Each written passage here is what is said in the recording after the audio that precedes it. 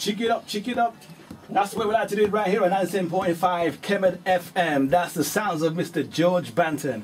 And he is live with us in the studio today. How you doing, George? Well, I'm all right and so happy to be in the UK again. It's nice first time here in Nottingham. Your first time in Nottingham? Yes.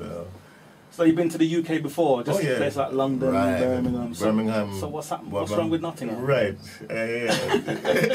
What's wrong with Nottingham? Time is a master, you know. Okay. Yes, and so lovely. Well, I'm listening to that track, and straight away, to me, I would call this big people music. This is what we call big people. Yeah, it's got like this ska kind of flavor. Right. How long you been doing this then, George? Yeah, I was a lead singer for the Grace Thrillers in the 70s. Right. So okay. Migrated to Canada and then continue. So I'm coming a long way. Well, it's just about 12 years ago things really started to happen. Okay. People started to listen to. So tell me a little bit about your days in the Grace Thrillers. Well, as a young man, I left my little village, Burnside, St. Elizabeth, where I was born and raised in Jamaica, and moved to Kingston. After singing in the country area, you know, you get too big for the country, so you try the city. Yes. Tone. We got tone, man. And I so wanted to record something. You have no studio in the country. Yeah. And so I went to a church on O'Mara Road and sang a song there. And this man said, "Oh, I have a band called the Gospel Light." Okay. And he was impressed, you know, the country boy. Yeah. Yeah, so then I went to the band and did my little thing, and then I was with that band called the Gospel Light for a long time until the Grace Thrillers came along. And then we did a concert together, the Grace Thrillers and the Insights. So they asked me to come and help them with a song on the album, the first album.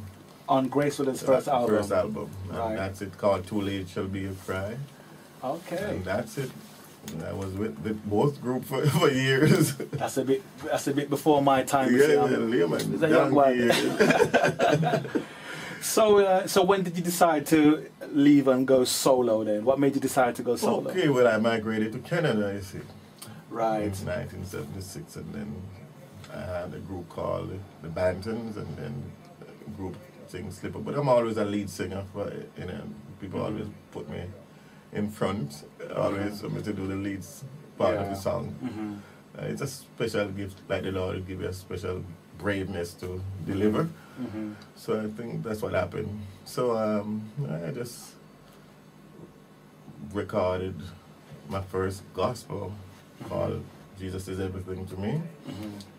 And about 13 years ago, and really take off, and I continue. I have 20 albums now. See, I was just about to say, you must have plenty albums 20 now. 20 different ones, you know? Wow. Yes. So have you worked with many producers over the years, or do you produce a lot of this stuff yourself? I produce myself.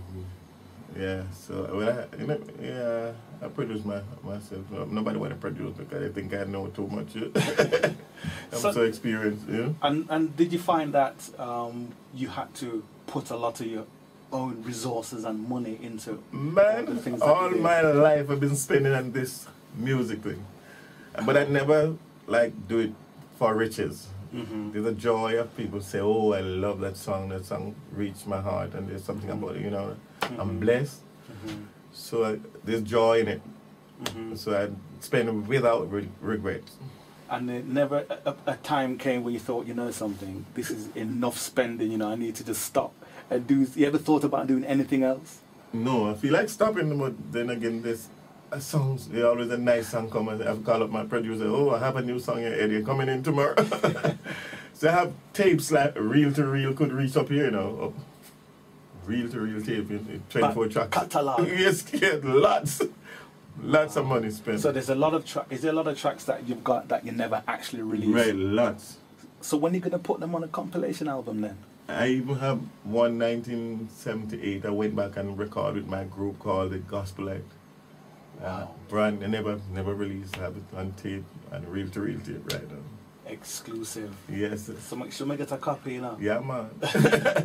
What I did, I put it on my hard drive now, so at least from the reel to the hard drive, so right. go modern. Things have changed now. Yes. So have you got your own studio now, or you still? What I do, I look at a mini studio at home. I do my vocals. All my vocals are done home now. Wow. I would go home, get my tracks ready, and then take it home and do my voicing and relax. Take it back to the studio, and then they do what they have to do with it, and lock it up to this and lock it up to that. And it's kind of easier when you're home recording yourself, no rush, in the spiritual mood, it's just you and your Jesus, you know? Yes. So one of the questions I'd like to always ask gospel artists when they come, when was it when you met Jesus and how did it happen? As a little boy, growing up, born and raised in the church. And you slip away as a young boy to see if you could see what out in the world. As you do. You're right. And you say, okay, son, it's time to come back home. I was born and baptized when I was like 17, you know. So I met the Lord at a young age. Thank God for my mom who didn't stop, you know, until time come. You know, you go to altar and you think you're saved, and then by next week you do a little thing. You go back to the altar again, and then finally when you reach a certain age, you say, this is it, I have to really give my life fully now to the Master. Yes, and that's it. And he's been great here. Good. A lot of comfort. And thank him for songs of hope, songs of comfort for his people. Because we all have something to do. You have what, you know, I record it and you tell the people about it. That's another gift. So we all have our purpose on earth to deliver something to people. Teachers, doctors, counselors, you know? To mankind. You know something, I was messing about on Facebook, I shouldn't say that then. And there was a discussion today. I said I was going to mention it today on the radio, and the question was put, a track was given to a gospel DJ like myself, and the track didn't say really anything about Jesus, but it was being classed as gospel music. What's your opinion on gospel music? Has every gospel record, does it have to have the name Jesus in it or God in it and things like that? The other group called is Staple Singers. Staple Singers, Yes, most of the songs are gospel, but you know, I'll take you there. People do it because they don't want people, when they put Jesus in it, if it's have a nice groove and the word Jesus, they say, oops, I can't dance to this one.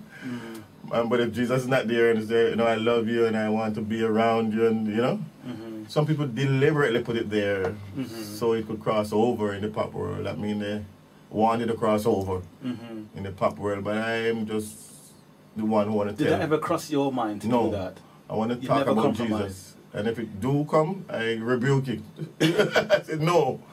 I want to talk about the man, right, you see, now what he has done for me. Right. You see, that's the difference, you see, because gospel, as far as I understand, means good news. Yes, man, I tell somebody about the man, you know? He tell the good news.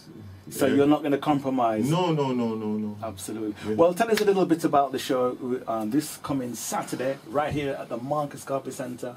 You're going to be headlining the show today. What we're going to be expecting from you this weekend? Well, I'm always charged up spiritually to deliver the Master's work. So come expecting a blessing. You're next in line for your blessing. Excellent. I'm next in line for my blessings. Lord, I'm next in line, I know. So leave me at the altar. He's not through with me yet. Amen. Amen. Amen. This big round of applause in the studio here, live and direct, all the way from Jamaica. We've got the one and only George Banton. But George, we're going to leave it right there because we've got Joan in the studios on, and we're going to be talking to her as well. So I'm going to play out another track from you. Yeah, brand new album. Brand new track. Latest. Okay, and this track is called track 11. Track 11. Jesus' blood covers it all. It's a song about some guys think they're so bad and gunman and thing, but the Lord can still save you. Come, His blood covers no matter who you are. Good. Come. Brilliant. All right then. That's the one and only. And he heard him sing live in the studio this evening.